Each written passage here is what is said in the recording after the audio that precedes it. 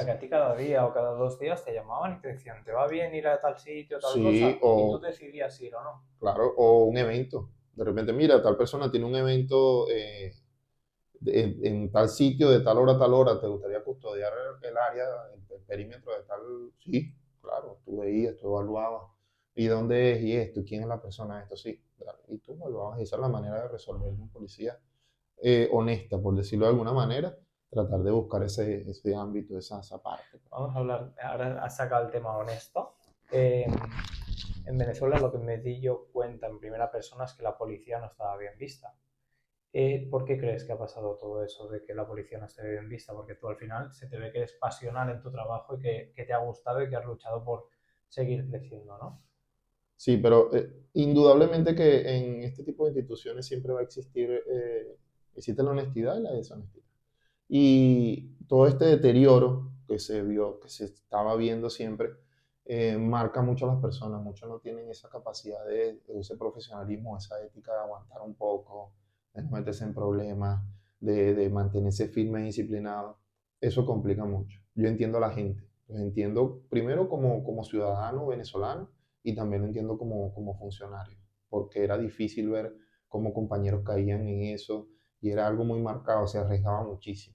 ¿Tú llegas a ver algún compañero que acabas en temas turbios o feos? Sí, sí, sí, es un medio donde tú lo ves constantemente, ¿Podrías hablar, por constantemente. ejemplo, de alguna situación sin decir el compañero, ni mucho menos? Sí, habían compañeros que de repente pertenecían a bandas.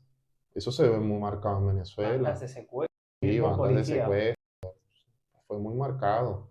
Y todavía eso se le hace una guerra muy fuerte a eso, porque hay compañeros que no puede ser posible que estén a tu lado, que a veces trabajan para como decimos nosotros, para LAMPA, trabajan para la delincuencia. Eso pasa mucho, muchísimo. En Venezuela ha pasado muchísimo. Y claro, ¿y tú sabías a lo mejor que tu compañero trabajaba para eso? ¿Y no Sí, lo podías sacar a la luz? sí, pero lo que pasa es que el tema en ese tipo de instituciones tampoco es que tú eres muy un superhéroe, que vas a arreglar una institución tú solo. Eso no, eso es mentira. Nadie te va a decir, ningún policía te va a decir, sí, yo sé todos los policías que son corruptos, yo los conozco, yo los voy a entregar. Eso es mentira, eso no lo hace nadie. Como en cualquier trabajo, siempre sabemos que alguien está haciendo mal y nosotros tenemos una capacidad de influencia, nosotros tenemos un espacio donde podemos influir, de una manera como podemos Ujú. influir. Nosotros tenemos que conocer nuestros límites. ¿Qué hacíamos? Que era lo más factible. Si tú estabas en un lugar donde estaba ese tipo de situaciones, tú simplemente te salías de ese lugar, de esa área de trabajo, o no trabajabas con esa persona, o sabías llevar Porque todo ese ámbito. por ejemplo, ves que un compañero está haciendo eso y declaras que lo está haciendo, lo intentas detener o tal, ¿qué te podía Sí, pasar sí, a no, ti? sí hubo muchas veces hubieron compañeros que entre nosotros mismos hacían actos o cosas, hasta con nosotros mismos que sí, hubieron compañeros que se veía y todavía sigue existiendo. No, tal compañero cayó preso porque hizo esto. O tal compañero va preso porque esto. Entonces tú ves como que siempre existe, siempre Ujú. va a estar. Pero como te digo, siempre tú buscas la manera de esa capacidad de influencia que tú tengas de desviarla hacia otro lugar. Si tú ves dos, tres compañeros que no están en tu ritmo, tú simplemente te quitas, tú te apartas de ahí.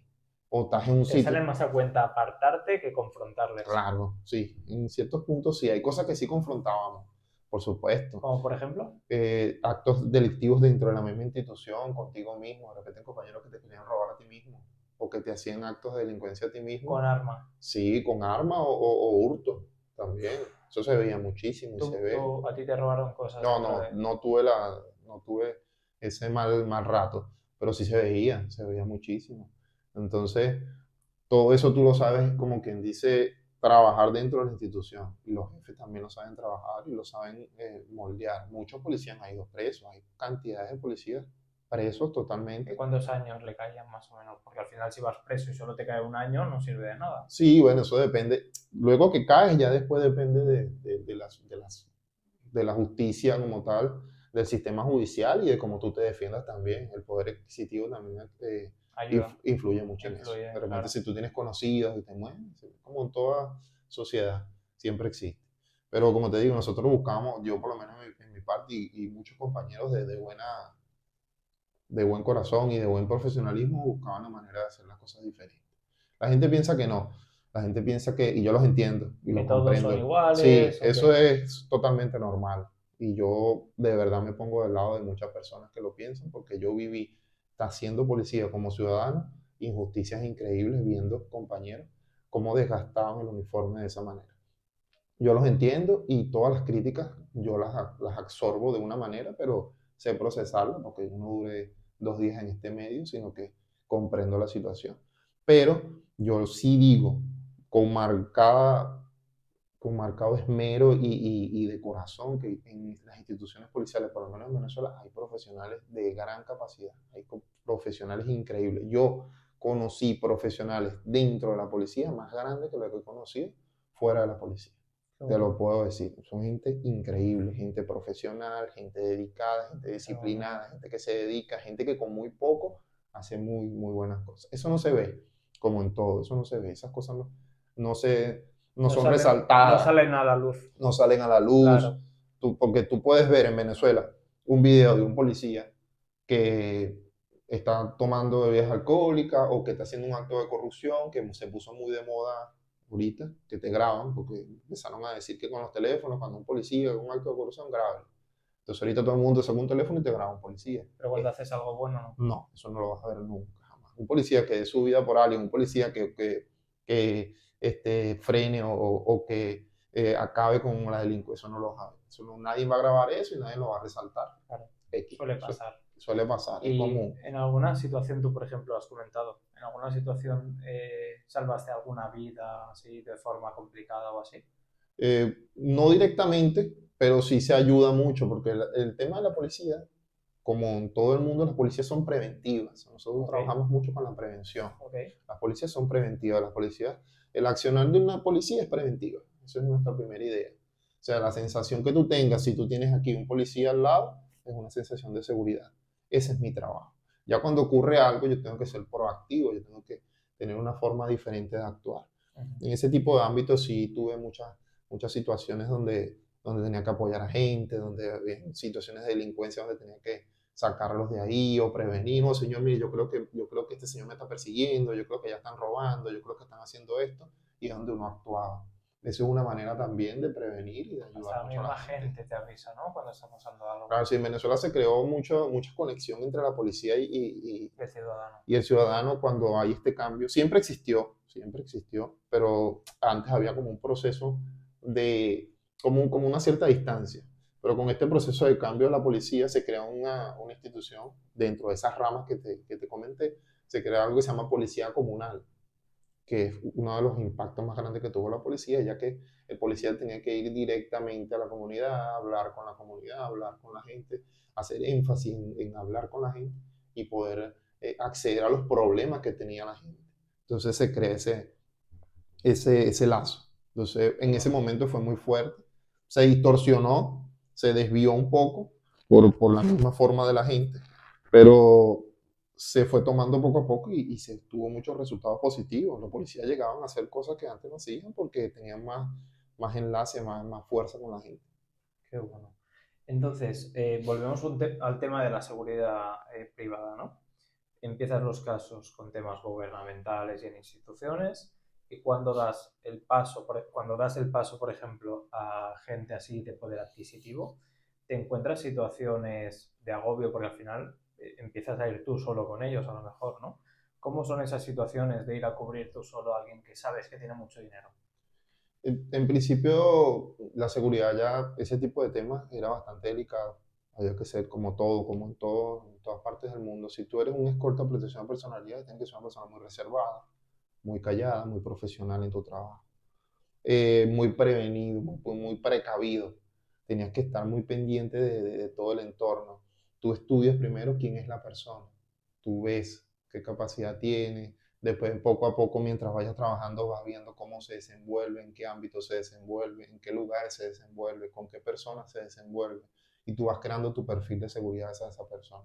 Bueno, hubieron muchas veces que habían personas con mucho dinero que eran desproporcionadas, tomaban mucho, mucha fiesta, y eso te complicaba a ti un poco el trabajo. ¿Por qué? Porque si tú tienes mucho dinero y yo te estoy cuidando, tú eres mi Vic, pero a ti te gusta, como decimos en Venezuela, rumbear hasta las 6 de la mañana, tú me lo complicas a mí porque son hasta las 6 de la mañana en un lugar nocturno porque donde quieren bebidas alcohólicas yo tengo que estar ahí, armado, pendiente de ti, hay más riesgo.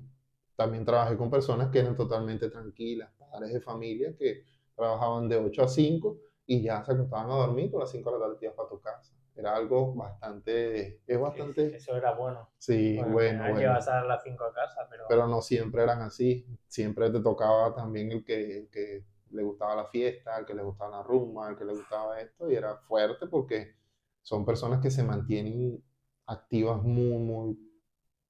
mucho rato, porque son personas que te rumbean, como decimos nosotros, hasta las 6 de la mañana y te decían, mira, a las 10 de la mañana no trabajas aquí. Te quedas así como que, wow, de 6 de la mañana hasta las 10 tienes que, y ya otra vez, o sea, no era nada, no te daba chance ni ir para tu casa muchas veces.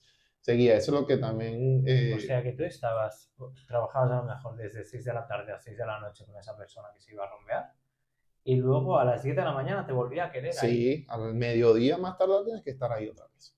¿Y qué hacías? ¿Ibas a dormir al coche? Sí, a veces teníamos lugares donde podíamos descansar, a muchas veces como escolta teníamos un lugar que a veces te lo ofrecías, la misma personalidad o tú mismo lo creabas y tú ibas a descansar un rato y luego venías nuevamente y estabas otra vez activo. Eran trabajos demandantes, pero Madre como mía. te digo, era algo que uno buscaba para tener una mejor opción económica a lo que...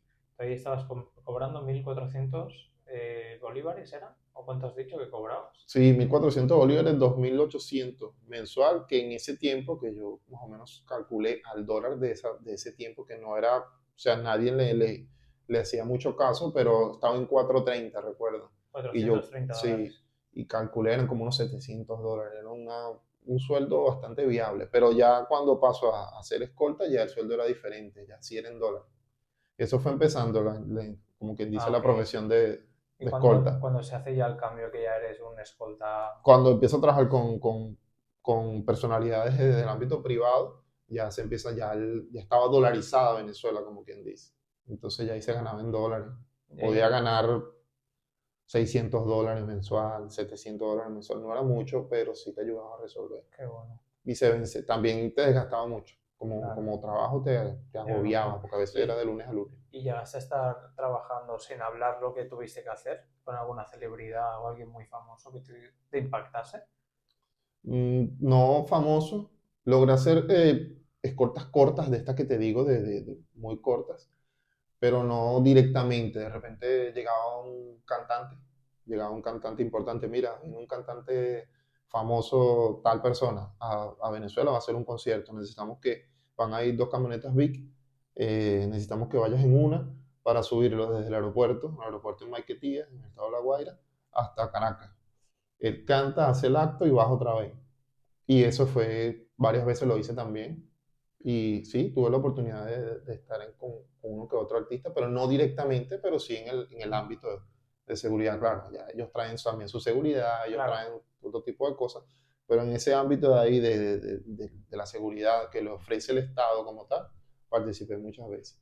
Y directamente con personalidades importantes, no tuve esa dicha, como quien dice, puros empresarios, a unos que otros sí qué bueno. relativos, pero no con Y gran impacto. me estuviste hablando de un empresario español que era muy, muy gracioso, un español que tenía un poder adquisitivo muy alto, no recuerdo si era español o no, pero dijiste que ese hombre pues iba muy tranquilo, iba a los lugares así como donde tú no aconsejabas que entrase y él entraba. ¿Cómo fue esa situación? Si la puedes explicar de ser escolta de alguien que no te hace caso cuando le estás diciendo, oye, mejor por aquí no. Sí, es complicado porque el trabajo de escolta muchas veces, nosotros traemos toda nuestra actitud, todo nuestro profesionalismo y toda nuestra preparación, pero es muy difícil que yo enmarque a una persona dentro de todo eso. ¿Qué hacemos nosotros? Nosotros llegamos y hacemos el estudio que te comenté hace rato. Nosotros Claro, vemos a la persona, vemos cómo se desenvuelve, vemos de qué se trata, de cómo piensa, todo, y vamos adecuando nuestro trabajo, nuestra experiencia, la vamos adecuando a todo eso. La primera experiencia que tuve con un español fue esa, fue un español que fue a Venezuela a invertir, a montar negocios y a trabajar, y me causó una persona bastante peculiar, muy buena persona, pero bastante peculiar en la forma de ser. Yo veía cómo él actuaba, cómo él se desenvolvía. En principio todo fue muy bien, fue un ingreso de dinero bueno, relativamente bueno. Ganaba como $600 hace aproximadamente varios años ya, pero fue bueno el ingreso en esa época. Entonces, pero me marcaba mucho la forma de ser. Él no aceptaba que estaba en Venezuela. Y entonces yo intentaba como dentro de este ámbito, yo doy recomendaciones. Yo no te digo por dónde ir, pero sí te digo por dónde, te ofrezco tres opciones, por decirte algo. Tú eres mi Vic y yo te digo, mira, tenemos esta opción, esta y esta. O sea, yo no te estoy diciendo por dónde ir, pero te estoy dando tres. Y de las tres te estoy dando una que es la más acertada para mí dentro de mi función. Esta persona, a veces ni ninguna de las tres, él tenía otra. Por decirte, vamos a tal sitio a tal hora. Y yo le decía, oye, pero este sitio es muy delicado, podemos ir a este, a este. Entonces decía, no, pues entonces no vamos a este, entonces iba a otro peor, o cambiaba la hora, te ponía más. Porque en Venezuela es muy difícil andar de noche rumbeando. Y él andaba. Sí, muchísimo. Si tú no eres de allá, se te complica más. En Venezuela marca mucho el acento de las personas cuando hablan, la delincuencia te ve, te estudia, el delincuente te ve. Ah, pero tú eres extranjero, este tiene dólares, este tiene euros. Entonces, si tú estás en un sitio donde te dejas marcar, donde te dejas ver mucho, se la pone más fácil a la delincuencia. Y con esta persona era complicado porque él cuando llega, rumbear, rumba.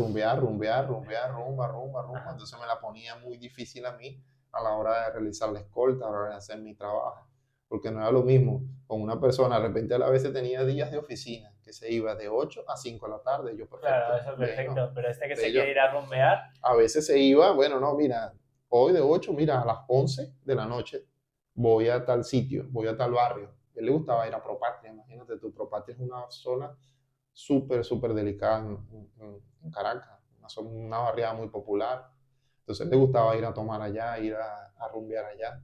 Me la ponía difícil a mí, porque metido en un cerro de eso, en un barrio de eso, con una persona extranjera, en una camioneta de lujo. De lujo encima, claro, ¿no? Sí, porque... Iba fardando. Sí, claro, entonces te la ponía más difícil. Entonces yo intentaba como que darle esos tips, mire, pasa esto, tenga en cuenta esto, es importante que sepa esto, pero él no entraba porque él decía que él venía de aquí, de España, que era un país muy seguro, aquí no existe el secuestro, aquí no existe ese tipo de cosas, entonces él no asociaba eso. Él andaba y caminaba normal y iba normal. ¿Pero por qué iba de barriada en barriada? Porque al final dices, hay rumba en todos sitios, no hace falta ir a lo mejor a los lugares más conflictivos. ¿Por qué él decidía ir a esos sitios a rumbear? Más que todo por las chicas. Por mujeres, sí, ¿no? las chicas, se metía para allá por las chicas lo... Bueno. ¿Y cómo las conocía las chicas? Él usaba mucho algo que no, en Venezuela yo no lo vi, sí existe, pero no es muy común entre el ámbito popular, no es muy común Tinder. Tinder en Venezuela Tinder, no es muy común. Sí. No es muy común. El ámbito claro, popular. Era español, o sea, aquí sí, entonces. Sí. En el común de un venezolano, el Tinder no es muy viable en Venezuela, ¿no? Y él conocía a chicas por Tinder, él conocía, se iba a sus barriadas. Sí, señor, se iba a sus barriadas. Madre mía. Y por bueno, mujeres venezolanas que se daban cuenta que era extranjero. Claro, y las fotos de Tinder no serían en la biblioteca. No, buenísimo. O leyendo libros, serían. Lo hacían y a barriadas. Lo hacían y a barriadas, que me sorprendía mucho porque yo, por ejemplo, iba con mi compañero, íbamos manejando y de repente, ¿a dónde vamos? Vamos a tal sitio. Y tú empezabas, y cuando ya entrabas a la barriada, que te decía, wow, ¿por qué hacemos aquí? ¿Qué estamos haciendo aquí? Ya cuando estábamos en el sitio, metido en la barriada, en pleno fuego, él te decía, no, es que conocí una chica por Tinder. Ahí ya se te activaban todos los sentidos, porque en Venezuela se tiene mucho también que por ese tipo de acciones se cometen secuestros, se cometen hurtos. Claro, una chica que puede ser a lo mejor una cuenta falsa o una chica que sea un enganche de delincuencia y no le pasó nada a este hombre. No. Nada. En ningún momento. Él cambió luego después yo me retiré del trabajo en buena manera, pero él cambió después, sí cambió poco, me imagino que... ¿Lo volviste a ver? No lo volví a ver más, pero sí cambió porque quedaron compañeros trabajando con él y lo que he escuchado es que sí le bajó un poco, porque creo que fue que también que... Algo le pasaría. No, sino que también llegó en pleno a Venezuela, vio las mujeres de Venezuela, se quiso experimentar todo lo que es la rumbear en Venezuela, y ese momento él hizo, como decimos nosotros, hizo desastre, pues iba, venía, no le importaba nada, hacía, venía, tenía esta chica, iba para Tinder, tenía otra. Entonces todo esto fue como el primer amor cuando llegó a Venezuela. Claro, yo, como también fue su primer trabajador en este ámbito, tuve esa experiencia wow. Era ¿Fue, difícil, fue el más difícil que tuviste? realmente sí. Sí, Sí, no por el tema de la seguridad del lugar, sino por lo difícil que era hacerle entender. Hay personas, empresarios o gente importante que tú le dices, "Mira, no me parece que este lugar sea bueno. Ok, no devolvemos. claro, y te hacen Claro, caso. inmediatamente, Y ese claro, no te hacía inmediatamente. caso. Hay personas que tú le dices, mira, no, este lugar no devolvemos lo que usted diga. Madre ¿Ves? mía. Eso te da a ti, te da una confianza, Claro. te da una Y responsabilidad y aparte te que da, eres un profesional y si te lo está claro, diciendo alguien que es de Venezuela, que encima es escolta, que te está diciendo por ahí mejor no, hay que sí, hacer no me caso. parece, arregamos mucho. Tenemos Madre mía. esto y siempre el tema de nosotros a la hora, que fue que yo aprendí, yo no te digo no, sino que te digo 3 veces no o te digo 3 opciones que tú veas. Claro, es un no, pero vamos a mirar tres opciones que se te Exacto, yo puedan no, adaptar. un escolta o una persona no te va a traer nunca un problema solo, tiene que traer 3 soluciones mínimas. Claro, Eso es un profesional. Un claro, profesional es aquel que te trae un problema, pero te dice, mira, tengo este problema. Y tú te quedas, ajá, pero el problema. No, claro. tengo este problema, Tú pero no te quedas en el problema, sino en no, las posibles tengo estas tres soluciones. opciones. Qué bueno, Entonces, eso es lo que yo hacía. qué bueno. No me parece esto, pero tenemos esta opción, esta opción, esta opción. Claro, tú como profesional sabías qué decirle para que él tome una opción viable para ti y viable para él. Ujú, ¿Ok? Porque si me tengo que cuidar yo primero, yo cuido mi seguridad para poderlo cuidar a él, claro. como todo. Entonces yo hacía eso siempre. Pero en este caso de él, ni las 3 opciones, ni nada, era complicadísimo. Te tendrías que haber Había, puesto una correa o algo. claro, habían personas que no, gente que tomaba mucho en cuenta tu profesionalismo y te decían, no, bueno, si tú dices que no, devolvemos ya. Claro. Y tú, no pasó nada. Y ahí ¿Y tú quedaba.